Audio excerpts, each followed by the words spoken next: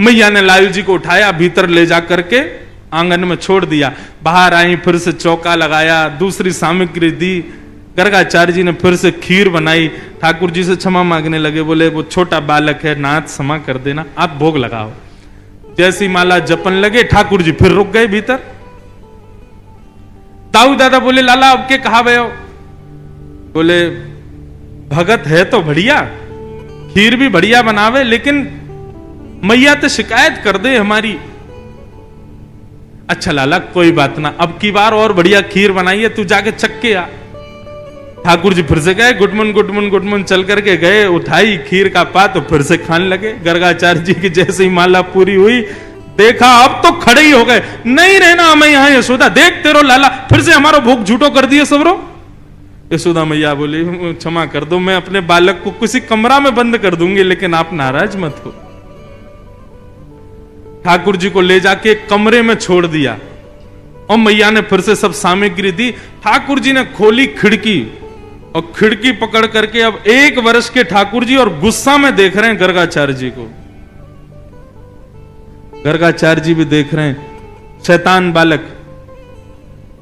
ठाकुर जी भी मन मन सोच रहे हैं, दारी के अभी तो तेने शैतानी देखी ना है हमारी, अब के बना तो को बताऊंगा मैं।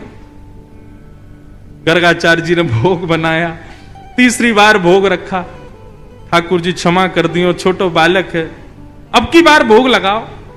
और जैसे ही त्वदीयम वस्तु गोविंद नाम जप करने लगे, ठाकुर जी उतरे और धीरे से खिड़की खोली, दरवाजा खोला, गुटमुन गुटमुन गुटमुन चल करके बाहर आए और उठाया खीर का पात्र। और जैसे ही पाने लगे, गर्गाचार्य जी को संदेह हो गया था कि कहीं बालक फिर से तो नहीं आ गया। जैसे ही नेत्र खोल करके देखा तो नन्हे से गोपाल जी के ही 4 भुजा प्रकट हो गई। शंख चक्र गदा पद्म ठाकुर जी ने अपने भुजाओं में धारण कर लिया। चतुर्भुज नारायण के रूप में नन्हे से बालक के रूप में ही प्रकट हो गए। और एक भुजा से तो स्वयं खीर खा रहे हैं और अपनी झूठे हाथ से ही गर्गाचार्य जी को खिला रहे हैं। गर्गाचार्य जी नतमस्तक हो गए, बोले नाथ क्षमा करना, मैं आपके रूप को पहचान नहीं पाया। ठाकुर जी बोले, हमने ये रूप आपको इसलिए दिखाया है कि कल जब आप हमको हमारा नामकरण करोगे तो हमारे ग्रह नक्षत्र देख करके आपको सब पता चल जाएगा कि मैं कौन हूं।